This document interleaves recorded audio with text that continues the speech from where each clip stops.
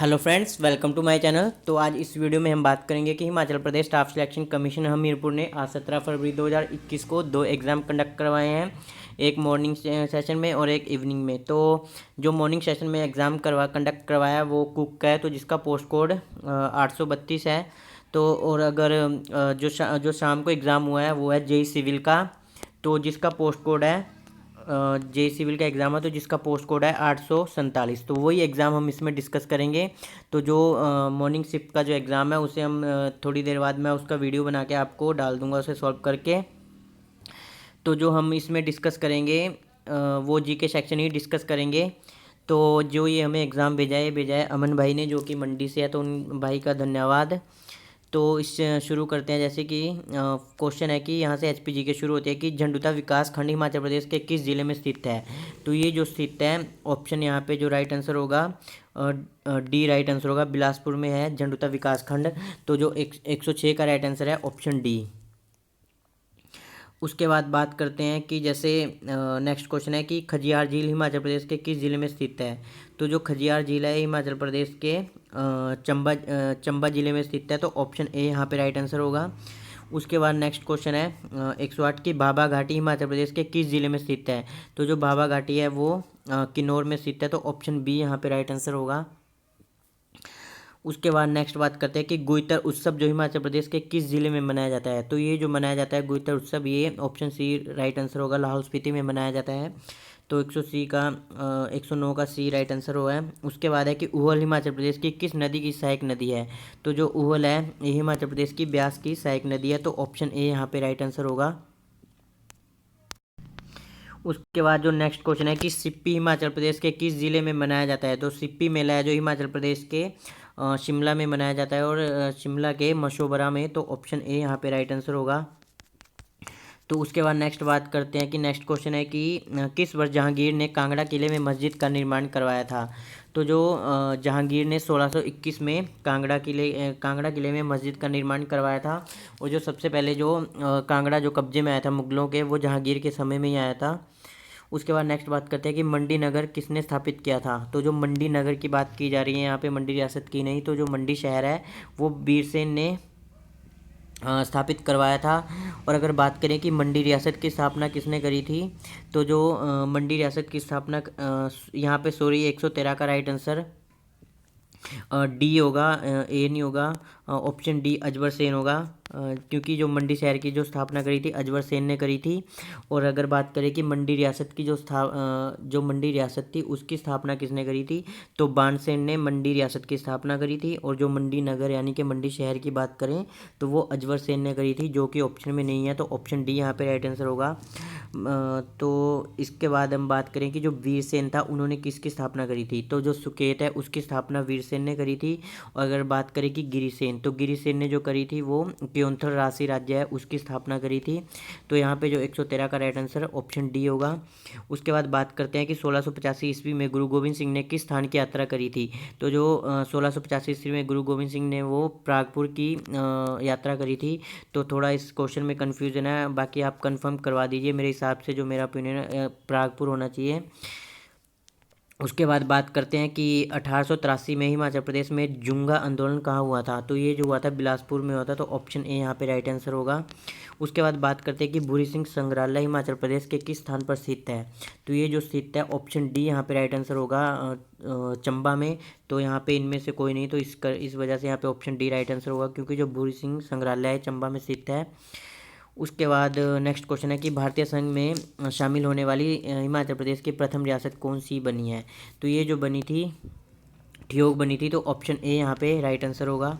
उसके बाद बात करते हैं कि अगर एक एक चीज़ मैं आपको और बताऊं कि अगर ठियोग की अगर स्थापना किसने करी थी, तो जो ठियोग की जो स्थापना करी थी वो जयचंद ने करी थी। उसके बाद बात करते हैं कि हिमाचल प्रदेश की रुकटी जल विद्युत परियोजना की कार्यकारी एजेंसी कौन सी है। तो ये जो किन्नौर में स्थित है ये परियोजना, तो इसकी जो कार्यकारी एजेंसी एनटीपीसी है। बाकी मैं आपको बताऊं कि जो भी मैं आपको क्वेश्चंस के आंसर बताता हूं एज पर ऑफिशियल आंसर की नहीं है। अगर मैं किसी क्वेश्चन का आंसर गलत बता दूं तो आप नीचे कमेंट कर देना, या फिर जैसे ही कल आंसर की आएगी तो उसे मैं इसी वीडियो के डिस्क्रिप्शन में डाल दूंगा। तो आप एक बार जो मेरे द्वारा बताए गए आंसर है उन्हें एक बार आंसर की से ज़रूर मैच करिए, क्योंकि ना चाहते हुए भी किसी क्वेश्चन का जो आंसर है वो गलत बता दिया जाता है। तो जो नेक्स्ट क्वेश्चन है कि कांगड़ा घाटी रेलवे कितनी सुरंगों से होकर गुजरती है। तो जो कांगड़ा घाटी रेलवे है वो 2 सुरंगों से होकर गुजरती है। तो यहाँ पे ऑप्शन जो ए राइट आंसर होगा। उसके बाद जो शुरू होता है वो होता है रीजनिंग सेक्शन। तो अगर रीजनिंग सेक्शन आपने करना है तो आप कर सकते हो, नोट भी कर सकते हो। उसके बाद अगर कोई सॉल्व करेगा इसे तो कमेंट ज़रूर करना, तो मैं उसके जो कमेंट है वो पिन कर दूंगा।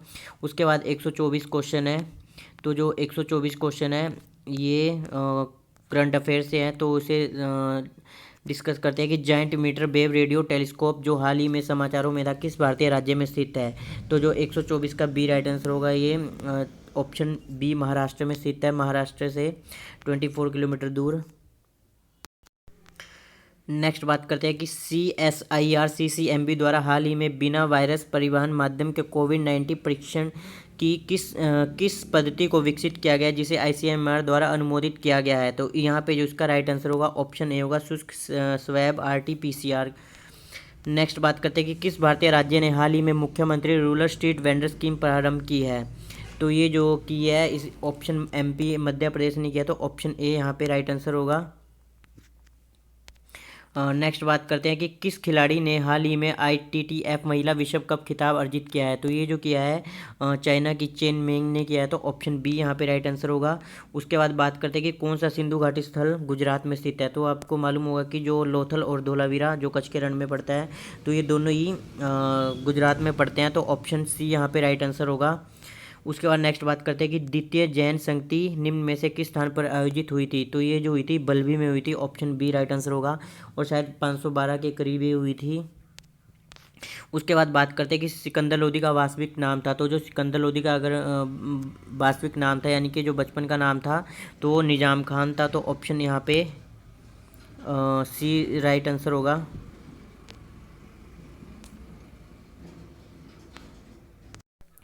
नेक्स्ट बात करते हैं कि किसने लीलावती पुस्तक का फारसी में अनुवाद किया था। तो जो ऑप्शन बी यहाँ पे राइट आंसर होगा, फैजी ने किया था।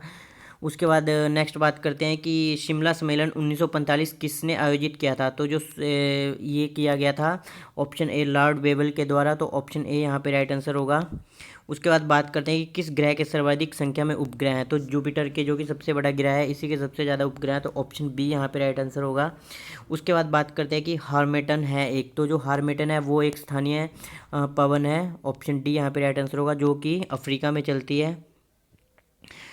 उसके बाद बात करते हैं कि कौन सा आइसोप्लिथ समान धूप को सूचित करता है। तो यहाँ पे जो ऑप्शन आइसोहेल होगा, तो ऑप्शन ए यहाँ पे राइट आंसर होगा। बाकी आपसे रिक्वेस्ट है कि प्लीज़ आप चैनल को सब्सक्राइब करिए और बेल आइकन भी दबाइए। उसके बाद नेक्स्ट बात करते हैं कि सुमित्रा द्वीप किस देश में स्थित है। तो जो सुमित्रा द्वीप है ये इंडोनेशिया में स्थित है, तो ऑप्शन ए यहाँ पे राइट आंसर होगा। उसके बाद बात करते हैं कि सिम समुद्र जलप्रपात किस भारतीय राज्य में स्थित है। तो जो 137 का राइट आंसर ऑप्शन ए है, कर्नाटक में।